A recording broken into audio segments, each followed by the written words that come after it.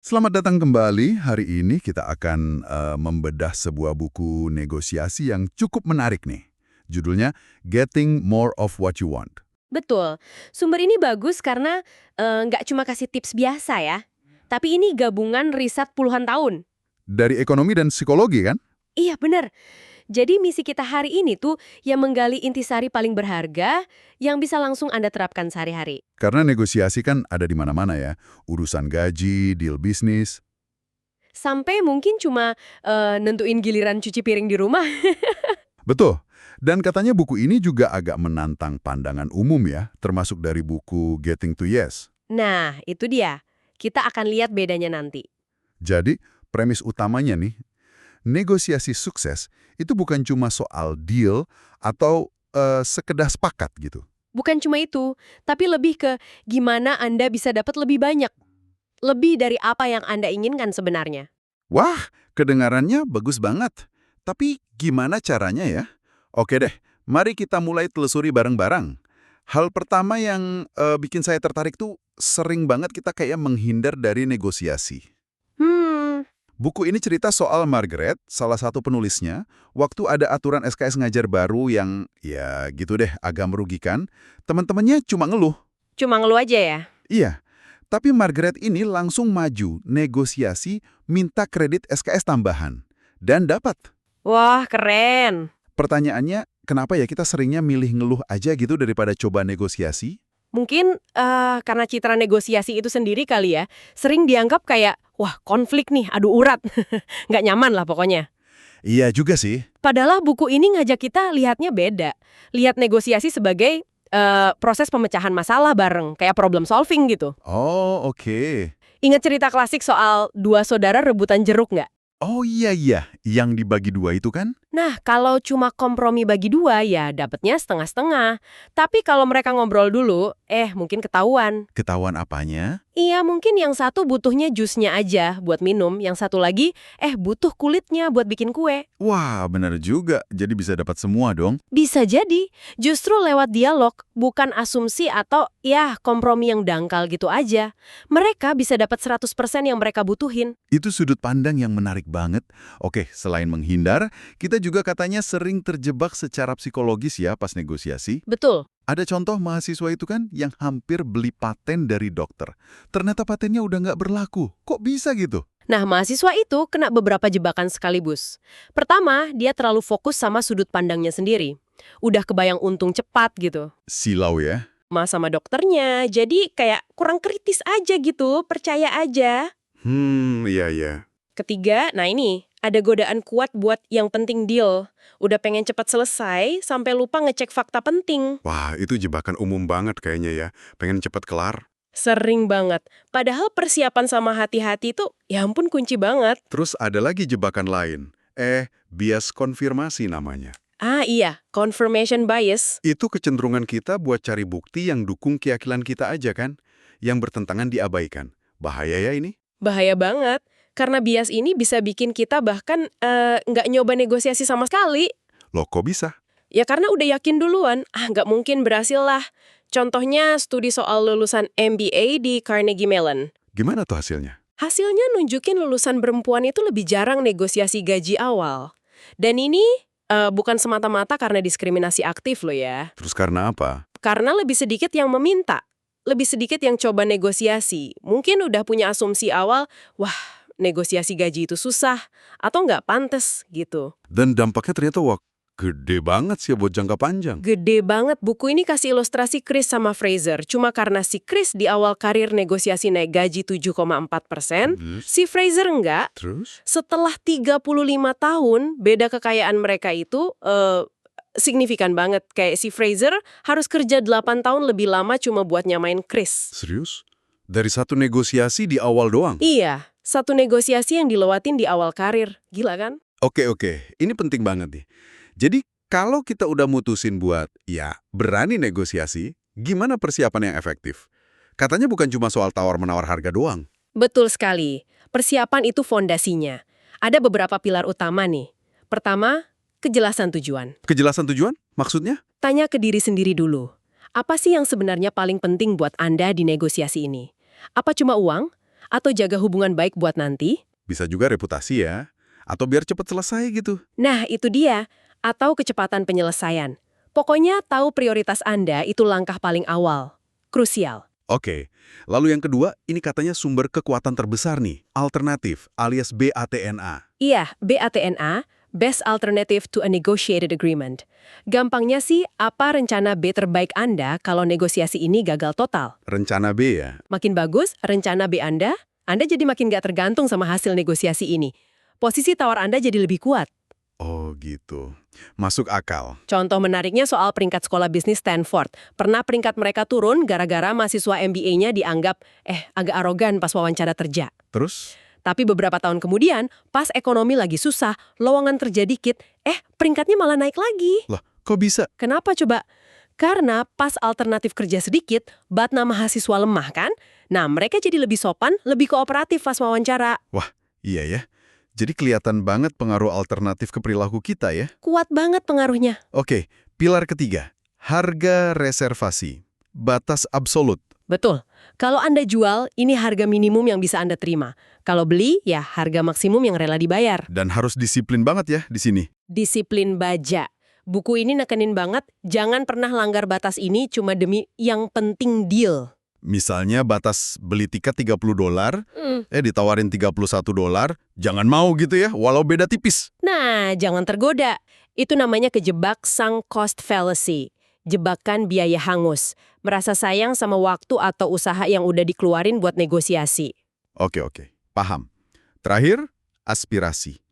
Target optimis kita. Iya, apa hasil terbaik yang Anda harapkan? Nah, ini bagian yang agak mengejutkan dari riset di buku ini. Apa tuh?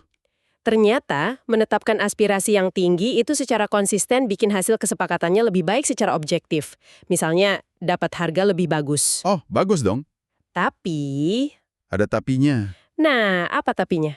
Orang yang fokus ke aspirasi tinggi, walau dapat hasil objektif lebih bagus, cenderung merasa kurang puas sama hasilnya. Loh kok gitu? Udah dapat bagus padahal. Dibanding sama orang yang fokus utamanya ke alternatif atau BATNA? Kenapa? Karena mereka bandingin hasil akhir sama target tinggi mereka tadi, bukan sama batas minimum atau alternatif mereka. Wah, paradoks ya. Jadi pilih mana nih? Hasil objektif terbaik atau merasa lebih puas? Buku ini sih sarannya tetap pasang aspirasi tinggi. Hasil objektif lebih penting mungkin ya dalam jangka panjang.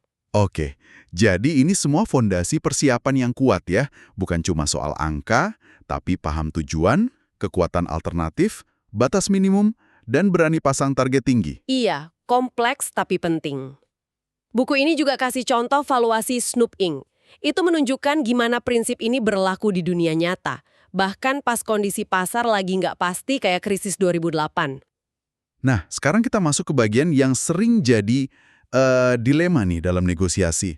Tarik-menarik antara menciptakan nilai sama mengklaim nilai. Betul, memperbesar kue bersama, lawan, atau rebutan porsi kue sebesar mungkin buat diri sendiri. Buku ini katanya agak kritis ya, sama fokus buku Getting to Yes, yang dianggap terlalu fokus ke penciptaan nilai. Kenapa gitu?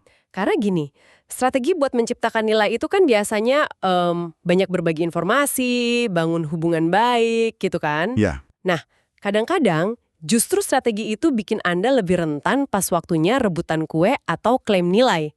Informasi yang Anda kasih bisa jadi senjata buat lawan neken Anda. Oh, jadi ada ketegangan di situ ya? Ada, banget. Jadi kita perlu kayak menari gitu di antara keduanya, seimbang. Gimana caranya menari di antara keduanya itu? Katanya perlu bedah isu-isunya dulu ya? Betul. Secara umum, ada 3 jenis isu dalam negosiasi. Pertama, isu distributif. Distributif. Itu yang menang kalah ya? Murni pembagian. Menang, kalah. Contoh paling gampang ya, harga. Tiap rupiah yang Anda dapat, lawan Anda kehilangan. Kuenya segutu aja, tinggal siapa dapat berapa. Oke, kedua. Kedua, nah ini yang paling potensial, isu integratif. Ini isu yang nilainya beda buat masing-masing pihak. Di sini nih kuenya bisa diperbesar. Contohnya gimana tuh isu integratif? Misal negosiasi beli ban mobil tadi. Selain harga yang distributif, mungkin ada isu waktu pengiriman. Oke. Mungkin Anda butuh cepat banget karena besok mau dipakai mudik. Jadi nilai waktu itu tinggi buat Anda, Sementara buat dealer. sementara buat dealernya, ngirim besok atau lusa mungkin nggak terlalu beda biayanya. Nilai waktu rendah buat mereka. Oh, jadi ada perbedaan nilai ya? Nah, di situ ada potensi pertukaran. Anda mungkin rela bayar sedikit lebih mahal, ya kan, konsesi di harga, demi pengiriman super cepat. Karena nilai waktu lebih tinggi buat Anda. Jadi kita cari isu-isu kayak gini ya, yang nilainya beda buat kita dan lawan. Tepat, kuncinya itu, memahami prioritas masing-masing. Kadang perlu pakai ukuran bareng, misalnya nilai rupiah per hari keterlambatan pengiriman, biar jelas. Oke, terus isu ketiga, kongruen. Kongruen, ini isu yang kepentingannya sama buat kedua pihak. Contohnya? Ya, mungkin dua-duanya sama-sama lebih suka transaksi dilakukan minggu depan aja, karena alasan logistik masing-masing. Mengidentifikasi ini bisa bangun momentum positif. Nah, untuk mengatasi ketidakpastian, terutama di isu integratif tadi, ada alat namanya kontrak bersyarat, contingency contracts. Gimana tuh maksudnya? Idenya, bikin kesepakatan yang hasilnya itu tergantung sama kejadian di masa depan yang belum pasti. Oke, contoh Thomas pas bangun rumah itu ya, yang soal biaya material. Persis. Dia sama arsitek kontraktornya kan nggak sepakat soal potensi penghematan biaya material. Bisa hemat apa enggak, berapa banyak. Terus solusinya? Ya, bikin perjanjian aja. Jika nanti beneran ada penghematan biaya material di bawah anggaran, nah penghematan itu dibagi. Sekian persen buat Thomas, sekian persen buat arsitek kontraktor. Wah, cerdas juga ya. Jadi nggak usah debat soal prediksi, tapi bikin aturan mainnya aja kalau prediksinya kejadian. Betul. Mengatasi kebuntuan karena beda prediksi, tapi kontrak kayak gini ada syaratnya biar efektif. Apa aja syaratnya? Ya, biasanya perlu ada hubungan berkelanjutan. Terus harus ada cara transparan buat ngukur hasilnya nanti. Misalnya bukti biaya materialnya jelas. Dan bisa ditegakkan entah secara hukum atau reputasi. Oke, kalau syaratnya terpenuhi, ini bisa jadi cara bagus ya buat ubah konflik jadi kerjasama. Bisa banget. Sekarang geser dikit ke strategi. Negosiasi kan sering diibaratkan kayak catur ya. Mesti mikirin langkah lawan. Iya, betul. Prinsipnya, lihat ke depan, pikirkan mundur. Maksudnya gimana tuh? Lihat ke depan, pikirkan mundur. Antisipasi reaksi lawan terhadap langkah Anda. Terus, rencanakan langkah Anda sekarang berdasarkan antisipasi reaksi itu. Jadi, mikirnya dari hasil akhir, mundur ke langkah sekarang. Oh, oke. Kayak contoh Truel atau akuisisi Canadian Ariety di buku itu ya. Suksesnya tergantung bisa nebak reaksi lawan apa enggak. Benar. Termasuk memprediksi reaksi target dan pesaing lain terhadap tawaran kita. Konsep penting lainnya, informasi asimetris. Pas satu pihak tahu lebih banyak dari yang lain. Wah, ini sering banget terjadi. Penjual mobil bekas pasti tahu kondisi mobilnya lebih detail dari pembeli. Itu kan teori pasar lemon. Atau contoh Thomas yang nggak jadi beli Corvette itu ya. Curiga penjualnya tahu ada masalah tersembunyi. Betul. Contoh yang lebih menghentak mungkin soal lelang hak pengeboran minyak. Gimana tuh ceritanya? Misalkan Anda, sebut saja A, nawar 60 juta dolar ke pemilik tanah, si T. Anda nggak tahu pasti nilai minyaknya berapa. Tapi si T ini tahu persis. Misal nilainya antara 0 sampai 100 juta dolar. Oke. Nah, Anda sendiri punya penilaian, katakanlah potensi minyak itu 50% lebih tinggi dari nilai sebenarnya menurut T. Jadi kalau T bilang 50 juta, Anda nilainya 75 juta. Terus? Kalau si T terima tawaran 60 juta dolar dari saya, apa artinya? Artinya nilai minyak sebenarnya menurut T itu pasti 60 juta dolar atau kurang. Kalau lebih dari itu, ngapain dia jual ke Anda seharga 60 juta? Oh iya, benar juga ya. Tat. Jadi, kalau tawaran 60 juta Anda diterima, rata-rata nilai minyaknya cuma 30 juta dolar. Nah, buat Anda yang nilainya 50% lebih tinggi, minyak itu nilainya jadi cuma 45 juta dolar. Wah, saya bayar 60 juta buat sesuatu yang nilainya cuma 45 juta buat saya. Rugi dong? Nah, Rugi bandar. Ini ilustrasi dari kutukan pemenang atau winner's curse dalam konteks informasi asimetris. jadi pertanyaan kuncinya sebelum nawar di situasi kayak gitu, Pertanyaan kuncinya, informasi apa yang saya dapat kalau tawaran saya diterima? Dan apakah informasi itu bikin tawaran saya jadi jelek? Mikir ke situ dulu. Oke, paham sekarang. Lalu gimana kita ngelola aliran informasi pas negosiasi? Apa yang boleh dibagi? Kapan? Buku ini nyaranin prinsip timbal balik, resiprositas. Mulainya dari info umum dulu. Isu apa aja sih yang penting buat Anda? Jangan langsung detail ya. Jangan. Baru kalau lawan juga mulai terbuka, kita kasih detail dikit soal prioritas antar isu. Tapi info paling krusial kayak harga reservasi Anda, simpan rapat-rapat. Sampai akhir. Dan ini penting, ajukan proposal itu dalam bentuk paket. Jangan selesaikan isu gampang satu persatu. Kenapa jangan? Karena isu gampang itu bisa jadi alat tukar buat isu sulit nanti.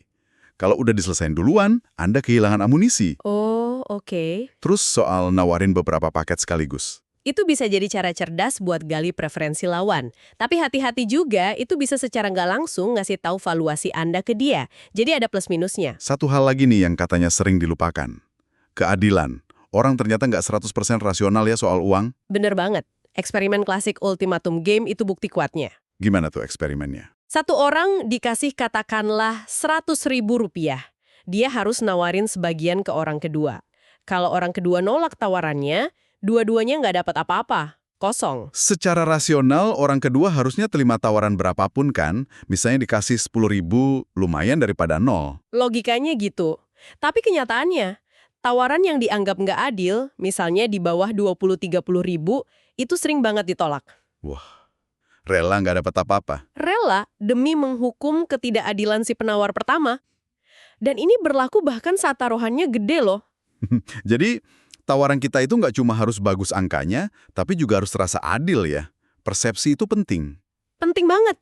Nah, ini dia pertanyaan klasik. Siapa yang harus kasih tawaran pertama? Banyak yang merasa lebih aman nunggu ditawarin dulu. Tapi riset di buku ini bilang sebaliknya ya. Betul. Seringkali lebih menguntungkan buat memberi tawaran pertama. Kenapa gitu? Alasannya itu efek jangkar, anchor effect. Tawaran pertama, berapapun angkanya, itu cenderung jadi titik referensi awal yang kuat banget. Dia kayak menjangkar seluruh negosiasi selanjutnya ke arah angka itu. Sekuat apa sih efek jangkar ini? Ada contohnya? Ada studi unik banget, orang diminta nebak persentase negara Afrika di PBB. Tapi sebelum nebak, mereka disuruh puter roda keberuntungan gitu, yang angkanya acak. Terus? Nah, roda itu berhenti di angka 10 atau 65. Hasilnya, yang lihat angka 10, tebakannya jauh lebih rendah. Mediannya 25%. Yang lihat angka 65, tebakannya jauh lebih tinggi. Median 45%. Gila. Angka acak dari roda bisa ngaruh ke tebakan soal PBB? Iya, angka acak itu menjangkar pikiran mereka tanpa sadar. Contoh lain, agen real estate profesional. Penilaian mereka soal harga rumah itu sangat dipengaruhi sama harga listing fiktif yang dikasih lihat sebelumnya. Bahkan presisi tawaran katanya ngaruh juga ya? Betul, nawarin harga 4.850 itu terasa lebih diperhitungkan, jadi jangkarnya lebih kuat dibanding nawar 5.000 bulat. Tapi pasti ada dong situasi di mana lebih baik kita nunggu tawaran pertama aja. Tentu ada. Situasi utamanya kalau Anda benar-benar nggak yakin soal nilai barang atau jasa itu buat pihak lawan. Gelap banget gitu. Atau kalau kita punya info penting yang bisa hilang ya? Nah, itu dia. Kalau Anda punya keunggulan informasi signifikan yang bisa bocor kalau Anda pasang jangkar duluan. Contoh di buku, Anda nemu ubin antik Grubi langka di pasar loak. Oke. Anda tahu nilainya tinggi, tapi penjualnya mungkin nggak tahu. Kalau Anda langsung nawar tinggi berdasarkan pengetahuan Anda, wah bisa bangunin macan tidur. Jadi mending tunggu dia nawar dulu ya, buat lihat dia tahu apa nggak. Betul, buat ngukur pengetahuannya dulu. Buku ini bahkan sampai punya tabel panduan loh, kapan sebaiknya nawar duluan atau nunggu. Dan menariknya, mayoritas rekomendasinya memang nawar dulu buat tawaran pertama, kalau memungkinkan. Oke. Selain tawaran, ada juga janji dan ancaman. Ini kan alat pengaruh juga nih. Apa yang bikin janji atau ancaman itu efektif? Kuncinya cuma satu kata, kredibilitas. Kredibilitas ya.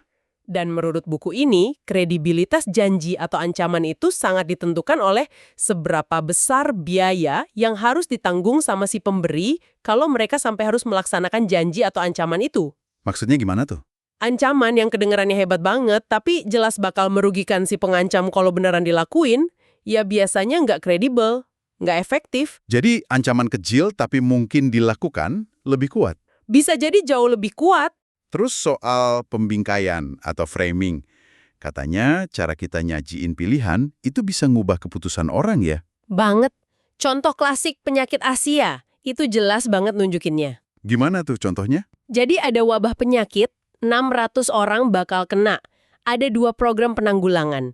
Kalau pilihan disajikan sebagai keuntungan, program A menyelamatkan 200 orang pasti. Program B ada kemungkinan 1/3 menyelamatkan 600 orang, 2/3 nggak ada yang selamat. Orang cenderung pilih yang mana? Mayoritas pilih program A, yang pasti selamat 200 orang. Mereka hindari resiko. Oke. Terus kalau dibingkai beda? Kalau pilihan yang sama persis, disajikan sebagai kerugian. Program C berarti 400 orang pasti mati. Program D ada kemungkinan 1/3 nggak ada yang mati, 2/3 semua 600 orang mati. Pilihan mana yang dipilih? Nah di sini mayoritas malah pilih program D. Mereka jadi berani ngambil risiko buat menghindari kerugian pasti, 400 orang mati, padahal A dan C itu sama. B dan D juga sama secara hasil akhir. Wah gila ya. Cuma beda cara ngomongnya aja hasilnya beda. Ini bias psikologis yang kuat banget. Kita lebih takut kehilangan daripada senang dapat sesuatu yang nilainya sama. Makanya penting banget cara kita merumuskan proposal atau nanggepi tawaran lawan. Kredibilitas janji atau ancaman tadi juga dipengaruhi reputasi ya. Kalau kita bakal ketemu lagi sama orang itu. Betul. Interaksi masa depan bikin reputasi jadi penting. Sama apakah janji ancaman itu dibuat di depan umum atau enggak. Dan kadang daripada ngancem, mending nanya aja ya buat dapat info. Kayak contoh negosiasi gaji dosen itu. Bisa jadi lebih efektif. Nanya secara cerdas. Kita masuk ke elemen manusiawi lainnya nih. Emosi. Sering dianggap gangguan ya. Tapi buku ini lihatnya sebagai data. Iya, emosi itu ngasih kita informasi penting. Baik soal diri sendiri maupun soal lawan bicara. Contoh ekstrimnya kan Ayah Thomas itu. Saking marahnya ditawar rendah buat sepatu bot kesayangannya. Sepatunya dipotong jadi 2. Hah, itu nggak rasional banget. Nggak rasional sama sekali, tapi nunjukin betapa emosi bisa membajak keputusan kita. Riset juga nunjukin, emosi tertentu kayak marah atau senang, itu dorong kita mikir cepat, pakai jalan pintas atau heuristik. Kalau emosi kayak sedih atau cemas, Nah, itu malah dorong kita mikir lebih hati-hati, lebih analitis. Jadi, beda emosi, beda cara mikirnya. perlu dibedain juga ya antara emosi yang kita rasain sama yang kita tunjukin. Ekspresikan atau tunjukkan itu ngaruh ke lawan bicara Anda. Contohnya? Yaitu mengekspresikan marah secara strategis terkontrol, ya bukan meledak-ledak nggak jelas. Bahkan kalau Anda nggak beneran marah, itu ternyata bisa bikin lawan lebih banyak kasih konsesi. Kayak pas Thomas jual rumahnya. Menarik. Lalu soal kekuatan atau power. Ini juga ngaruh banget ya. Ngaruh banget ke cara kita lihat dunia dan bernegosiasi. Orang yang merasa berkuasa itu cenderung lebih proaktif, lebih berani ambil tindakan. Tapi katanya jadi kurang peka sosial ya. Nah itu dia, kurang peka sosial dan kadang jadi ngelihat orang lain kayak, alat buat capai tujuan dia aja. Sistem otaknya kayak lebih aktif di bagian Behavioral Activation System atau BAS. Kalau yang merasa kurang berkuasa? Sebaliknya, lebih hati-hati, lebih waspada sama ancaman atau penolakan sosial. Lebih peka sama dinamika sosial. Sistem Behavioral Inhibition System, BIS-nya, lebih aktif. Yang menarik, kekuatan ini katanya nggak harus nyata ya. Mindset kuat aja bisa diciptain. Bisa. Caranya, coba deh ingat-ingat momen pas Anda merasa berkuasa atau percaya diri banget. Atau sekedar ubah postur tubuh. Duduk atau berdiri lebih tegak, lebih terbuka. Itu ngaruh. Ngaruh. Secara fisiologis terbukti bisa nurunin hormon stres kortisol dan naikin hormon dominasi testosteron. Jadi kayak fake it till you make it gitu ada benernya juga di sini buat ciptain mindset kuat. Dalam interaksi negosiasinya sendiri gimana? Disarankan pakai komplementaritas, saling melengkapi. Kalau satu pihak dominan, pihak lain lebih baik agak patuh biar lancar. Tapi kalau mau bangun hubungan baik dan kepercayaan, Pakai apa? pakai mimikri. Meniru secara halus bahasa tubuh atau gaya bicara lawan. Nggak usah kentara banget ya. Ini secara bawah sadar bisa ningkatin rasa suka dan trust. Oke. Nah, negosiasi kan bisa jadi lebih rumit ya kalau pihaknya lebih dari 2. Misalnya negosiasi tim atau ada lelang. Gimana tuh? Negosiasi tim itu tantangannya ekstra. Pertama, perlu negosiasi internal dulu di dalam tim. Harus satu suara. Kedua, koordinasi pas hadapin lawan. Ketiga, hati-hati sama asumsi kalau semua anggota tim punya pandangan sama. Padahal bisa jadi beda. Bisa juga terbentuk koalisi ya antar pihak? Bisa. buat ningkatin kekuatan tawar gabungan. Kalau lelang atau auction, ini kan alternatif negosiasi. Kapan cocoknya pakai lelang? Lelang itu bagus kalau isu utamanya ya cuma harga. Terus Ana nggak tahu siapa pembeli atau penjual idealnya, dan informasi soal barangnya bisa dibagi luas ke banyak orang. Jadi efektif buat nemuin penawar dengan harga paling ekstrim ya? Sangat efektif buat itu. Tapi, hati-hati sama jebakannya. Apa aja tuh jebakan lelang? Pertama, competitive arousal. Terpacu sama persaingan. Ada lawan, ada tekanan waktu, diliatin orang banyak, itu bisa bikin kita nawar lebih tinggi dari yang seharusnya secara rasional. Emosi ngambil alih. Oke. Kedua? Kedua, yaitu tadi, winner's curse. Kutukan pemenang. Anda menang lelang itu seringkali karena Andalah yang paling optimis soal nilai barangnya. Atau paling salah ya. Kayak lelang amplop isi uang gitu ya. Pemenangnya sering nawar lebih dari isi uangnya. Persis. Jumlah penawar juga penting banget loh. Makin banyak penawar, kayak populasi Cina dibanding Swiss gitu analoginya, makin besar kemungkinan ada satu orang yang super optimis atau super salah nilai. Jadi kita harus lebih hati-hati biar nggak jadi pemenang terkutuk. Jadi, kesimpulannya, kalau isunya kompleks, butuh solusi kreatif, atau perlu jaga rahasia info, negosiasi tatap muka biasanya lebih baik ya daripada lelang? Umumnya begitu. Lelang lebih pas buat situasi yang lebih simpel dan fokus di harga. Oke. Jadi nih, setelah kita gali semua ini, apa ya inti yang bisa kita bawa pulang? Rasanya kayak negosiasi efektif itu perpaduan antara logika dan psikologi ya, sains dan seni gitu. Tepat sekali. Ini bukan cuma soal angka, strategi dingin, hitung-hitungan ekonomi, tapi juga soal memahami bias-bias berpikir kita sendiri dan lawan kita. Mengelola emosi juga ya? Mengelola emosi, membaca dinamika kekuasaan yang nggak selalu kelihatan, dan menyadari betapa pentingnya persepsi soal keadilan tadi. Ini keterampilan yang memadukan sains ekonomi dengan seni memahami manusia. Sebagai penutup nih, ada satu pemikiran terakhir nggak buat kita renungkan? Mungkin ini ya, kita sering banget ngukur sukses negosiasi cuma dari hasil objektifnya. Angka yang kita dapat. Berapa harganya, berapa persen naiknya. Iya, biasanya gitu. Tapi, jangan lupakan nilai subjektif. Gimana perasaan pihak lain soal proses negosiasinya? Gimana perasaan mereka tentang Anda sebagai negosiator? Tentang hasil akhirnya, terlepas dari angkanya. Oh, jadi sisi perasaan lawan itu penting juga ya? Bisa jadi investasi jangka panjang yang sangat berharga. Mengelola nilai subjektif ini, ingat cerita The Gift of the Magi yang disinggung di buku? Iya, yang saling berkorban itu kan? Nah, kadang-kadang menjaga hubungan baik itu sendiri adalah kemenangan yang paling bernilai. Semoga deh pembahasan kita kali ini bisa ngasih Anda bekal buat secara sadar mendapatkan lebih banyak dari apa yang Anda inginkan. Dalam arti yang seluas-luasnya ya.